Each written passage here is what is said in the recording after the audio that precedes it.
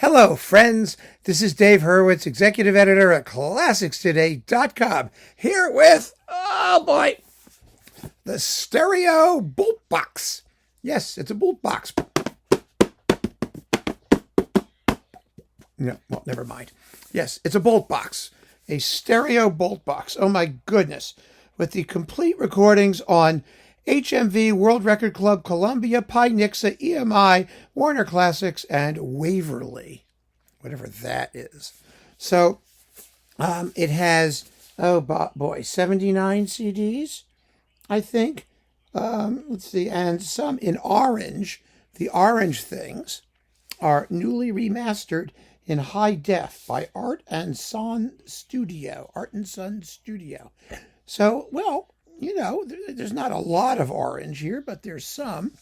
And, oh, there are a few here, the earlier ones. Anyway, we're going to go through all of this. All 79 fun-filled CDs. Yeah, oh boy. We did the mono box. Now, some of you may know, we've already covered or I did on Classics Today, maybe some there, some here, the Boult boxes that were mostly that mixed the stereo and mono stuff. Remember, there was an edition. In fact, I have some of them sitting right over here. They pop up. I mean, like up there is Elgar, and Vaughan Williams is down here somewhere. And let me just see if I can pull one out and show it. Up there it is. Hang on one second. Let me just take this. Oh goodness, there we are. Should have had it ready before we started, right? They're gray. They look like this. And so this was From Bach to Wagner. Yes, and it had his Brahms cycle and stuff like that. All that stuff's going to be back in here. Except the mono stuff that was in these boxes is going to be, was in the mono box. And they did cast their net further afield, because that was the EMI HMV recordings. And these are, including stuff from other strange places like Waverly. I don't know. I mean, I just don't have the patience to go through it all. But we will go through this whole thing if I can get it out. I mean, there we go. All right, that comes out like that. And we've got, oh boy, 79 fun-filled CDs. Let's see here, the obligatory little booklet. Here it is, obligatory, and not really nearly what it should be. I mean, he deserves like a coffee table book or something. He really did, but that's okay. Let's see what we have. I think we'll be able to do this relatively quickly because, is that disc one? Yes, it is. That's how it starts. Because there are huge clumps of repertoire.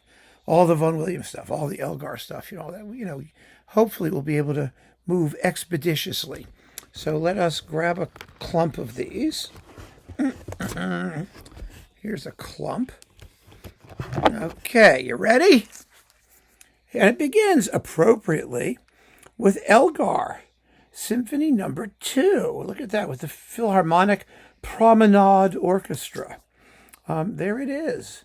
I mean, he was always a terrific Elgar conductor, and the difference between the performances are really just fun for people who like to do, that sort of thing. So there it is, to make the comparisons. Then we've got Falstaff and the Cockaigne Overture with the Philharmonic Promenade Orchestra. That was the London Philharmonic, by the way, is what it was. So there that is. And then we've got Walton. Oh, yeah, Walton Symphony Number 1. Wow, yeah, I mean, not a great performance. Boult was never one to be as rhythmically perky as this music required, as disciplined and strict and virtuosic. That just wasn't his thing. But there's nice stuff in here. I mean, there's nice things. Then we've got Schumann symphonies, 1, 2, 3, 4. And these were they were on some strange label. I remember because I have them on said strange label. Let me see, does it say? First release, Westminster. They were Westminster, okay. Yeah, all right.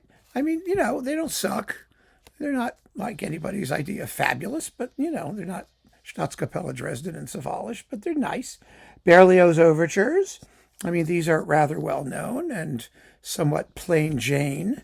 I mean, Boult just didn't have the wackiness to really do Berlioz. And here are the other Berlioz overtures. We've got the, Beatrice and Benedict, King Lear, Roman Carnival, and Rob Roy. You know, they need to be nuttier. They just do. I'm sorry. Britain. Well, this is interesting. The 4C interludes in Passacaglia from Peter Grimes, The Young Person's Guide, Matinee Musicale, and Soirée Musicale, and bonus mono version only of The Young Person's Guide with Adrian Boult as Sprecher, as speaker. So that's fun. I mean, that's like nice. He didn't do a lot of Britain. Dochnani nursery variations. Oh, these are wonderful. He did them on Decca too, you may recall, with, who was it? Clifford Curzon, I think, actually. And the Piano Concerto No. 2 with Dochnani at the piano. Boy, where's this been? I remember this on LP. I don't remember this on CD. I'm sure it came out at some point. So that's really, really cool with the Royal Phil. Wow, and Abbey Road Studios from 1956. That's like valuable. It really is. Dvorak Cello Concerto with Rostropovich of the Royal Phil. Kind of snoozy. Not either guy's best deal. Pianist Mindrew Katz, the Khachaturian Piano Concerto. Well, that's fun. And Prokofiev Piano Concerto No. 1. Well, those are nice to have, and Mindrew Katz has a following.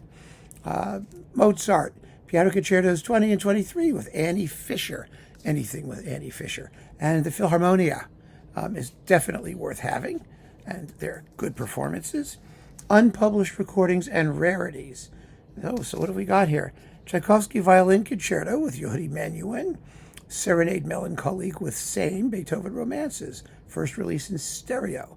All with Yehudi Menuhin and Boult. I mean, if Menuhinians will want that. Victoria de Los Angeles from the Victoria de Los Angeles box.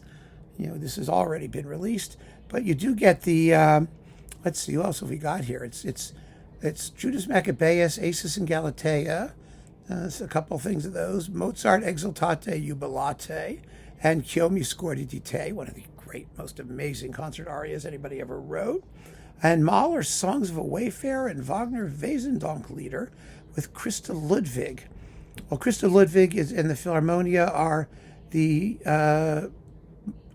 Mahler and the one Wesendonck-Lieder in Treibhaus, pardon me. So that's with Boult. It was not a major Mahlerian, but Christa Ludwig, oh yes. Then we've got Elgar's Enigma and Introduction and Allegro with the London Phil. Okay, so that was first released on World Record Club, recorded in 1961 in Abbey Road Studio. Elgar 2, here we go again with the Scottish National Orchestra this time. What was that on? Waverley. There's Waverley. You see? There you go. And it's interesting, actually. The timings could be a minute or two different in these different performances. They're worth hearing for the contrast between them if you're an Elgarian. And I actually admit I sort of am, so I find that interesting. Grieg and Schumann piano concertos with Shura Cherkassky. Oh my goodness. Kind of all over the place, but all right. Elgar Violin Concerto with Yehudi Menuhin, coupled with Sergei Barsukov, Piano Concerto No. 2, with Sergei Barsukov at the piano. Wow, baby. Oh, because we had the Barsukov Violin Concerto No. 2 as well. I see, with different people. So they re-diddled it here. Ooh, isn't that interesting? All right. If you're a Barsukov fan, you're going to want to hear that. So that's clump number 1. Clump number 2. Let's see what we got here. I'm going to organize these. Here's clump number 1 goes over there. I'll do them in order. The Planets. Oh, baby, the Planets with a new Philharmonia. Yay! Oh, yes, the Planets, a 66th classic version of the Planets. Really sort of the reference recording of it, to be honest. I'm surprised there's nothing else on the CD, though. Mendelssohn Violin Concerto and Italian Symphony. Maureen Smith, violin. Maybe someone can tell us who she was. I'm sure you could look it up, but there you go. And the Italian Symphony with the London Phil, the Italian Symphony from 66. What can one say? They are workaday. Oh, look at this. Music by Glinka, Smetana, and Rimsky. The Ruslan and Ludmila Overture. Fairly zippy. Not bad. Smetana, the Moldau. Rimsky-Korsakov, Dance of the Tumblers from the Snow Maiden. And the Bartered Bride Overture and Dances. And then Tchaikovsky's 1812 Slavonic March. And Romeo and Juliet. As I recall, these were kind of fun. I think the 1812 Overture is a little lacking, but the other stuff was good. And, although I have to go back and look at classics today and see what I said about it then. Because I have to be honest, I did not listen to it again for this purpose, because there was so much other stuff in here I wanted to hear. That wasn't one of them. Elgar, the Music Makers, Perry, Blessed Pair of Sirens with Janet Baker and all those famous people. Boult had, no peer in that music at the time. Tchaikovsky Piano Concerto, Litov Concerto Symphonique with Shura Cherkassky. I mean, this is fun to get all this Cherkassky stuff. And, he was always kind of, a law unto himself. And so it's interesting. Violin Concerto and Sarasate's Zigeunerweisen with Hyman Bress violin. There we go. He was a good violinist, Bress, actually.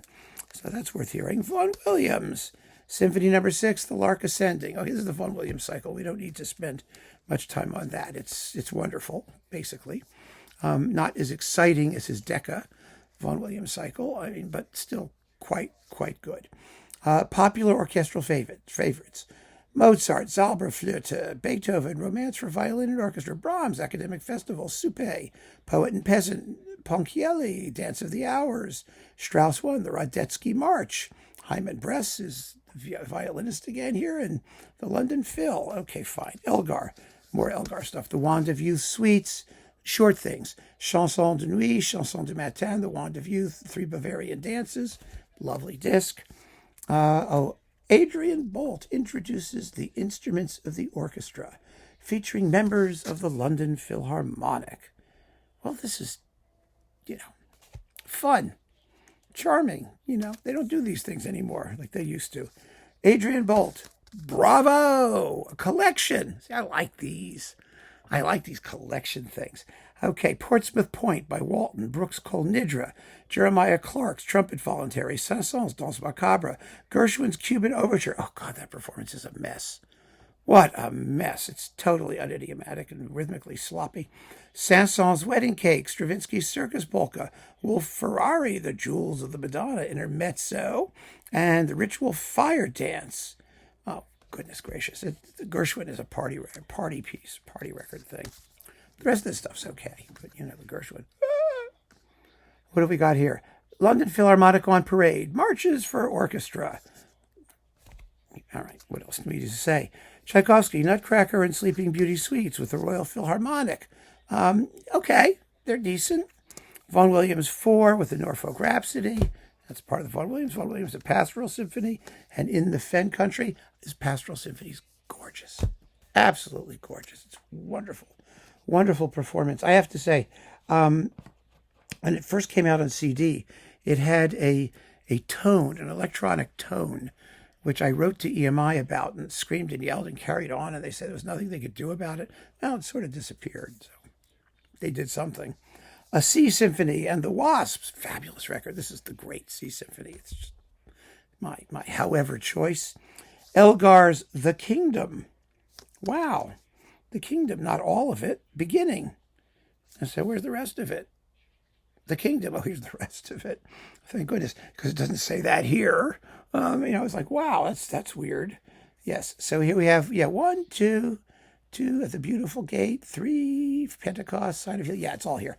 The Kingdom, conclusion. There we go. And Vaughan Williams 8 and Concerto for 2 pianos. Just really fun. It's a great Vaughan Williams 8th, by the way. So that's that clump. All right, so let me put clump number 2. Let me see, can I put it actually on top of pile number 1? What's this? That's CD 18, CD 34. All right, I can put that stuff there. I don't want it to get all out of whack, because then you're going to have to watch me put it in order. I wouldn't wish that on my worst enemy. All right, so what else have we got here? Here we go. put that there. Let's put that over here. Oh, Vaughan Williams 5, Serenade to Music, with all the singers, the individual singers. It's beautiful. Absolutely beautiful. Symphonia Antarctica by RVW. And that's it. Another wonderful performance. Symphony number 9, Fantasia on the Old 100th. So that's nice. Elgar, Enigma, Vaughan Williams, English Folk Song Suite, Fantasia on Greensleeves with the London Symphony. This is the one that we sort of was his standard version that was available to all of us. Oh, and it also has Job on the back, the Vaughan Williams Job, which is stunning and absolutely essential. Brahms. Okay, so we've got the Brahms symphonies. Now, Brahms Symphony number 3, Tragic Overture with the London Symphony. Boult was a great guy to do Brahms. And as we'll see, we'll get to them. The serenades are fabulous. The symphonies, they were just sloppy. Somehow sloppy and slack and lacking in energy. I mean, they weren't terrible. It was the right idea, but there was no dynamism left in those performances.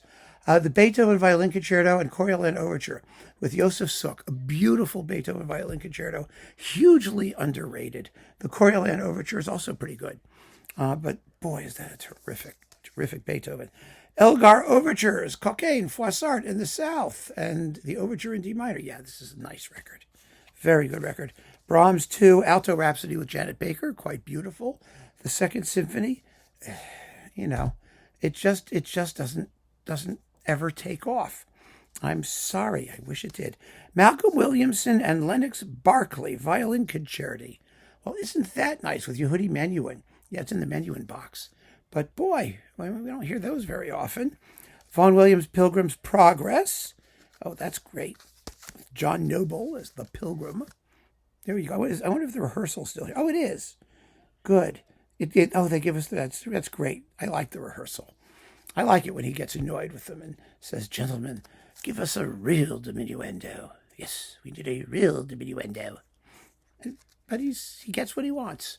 And you know, one of the things about Boult that I always liked about him is that even though he was not really a disciplinarian, he wasn't inhibited. You know, he really wasn't. I mean, you know, he let the orchestra play. He let percussion ring out, the brass do their thing.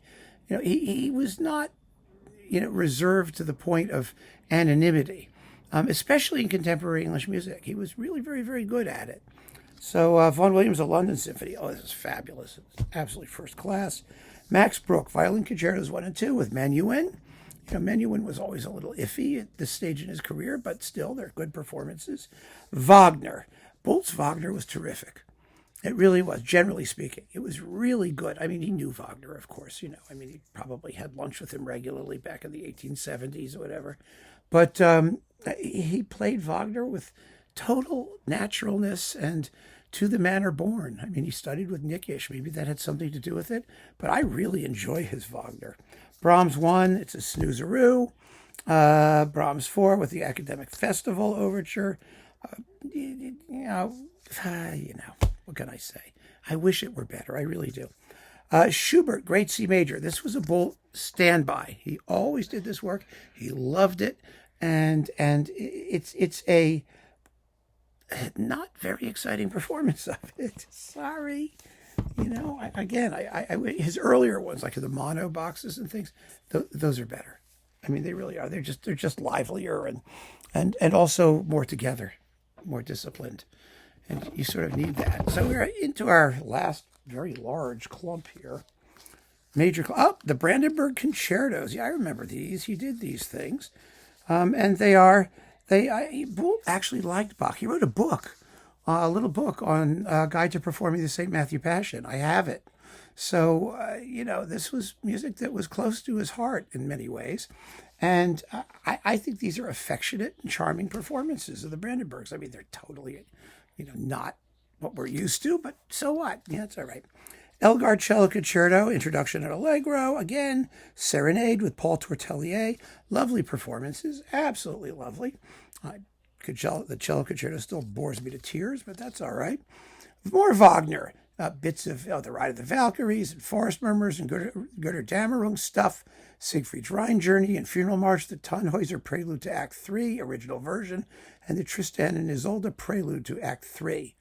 not the usual bleeding chunks, and they are extremely well done. Wagner Volume 3, the Siegfried Idyll, actually a nice performance. Not too slow. He gets through it in less than 17 minutes. Yay! He deserves a medal for that. And then the rest of it is Parsifal music. Beautifully done Parsifal music. Vaughan Williams, Dona Nobis Pacem, and toward the unknown region, pardon me. Very fine performances. Elgar's Falstaff, again, and the Sanguine Fan, and one of Boult's greatest ever recordings, the Fantasia and Fugue in C minor, the Bach transcription. They just go nuts on this. The fugue is completely crazy, and I love it. And Boult just lets him do it. He knows what a crazy, tacky, vulgar arrangement it is, and he just revels in it. It's a revel. Oh, good gracious. Andre Previn, piano! In Mozart, Piano Concertos 17 and 24. With Boult, before Previn was Andre Previn. There he is. Isn't that fun? Actually, they're fun.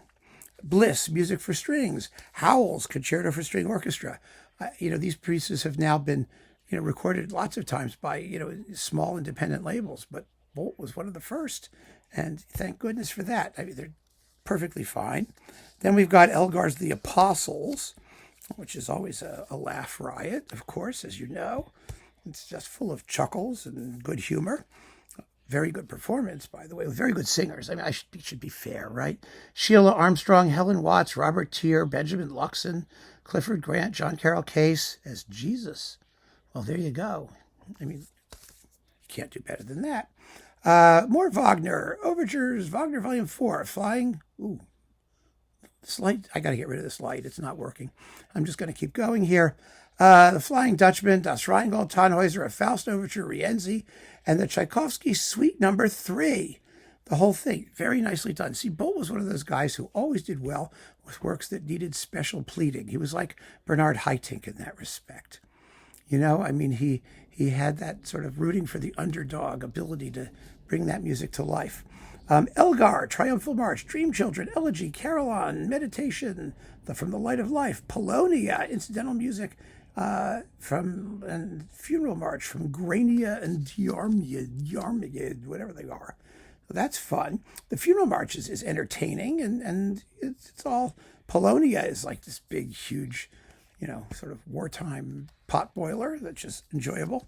The Holst Choral Symphony. Oh, I love this piece, especially the scherzo. It's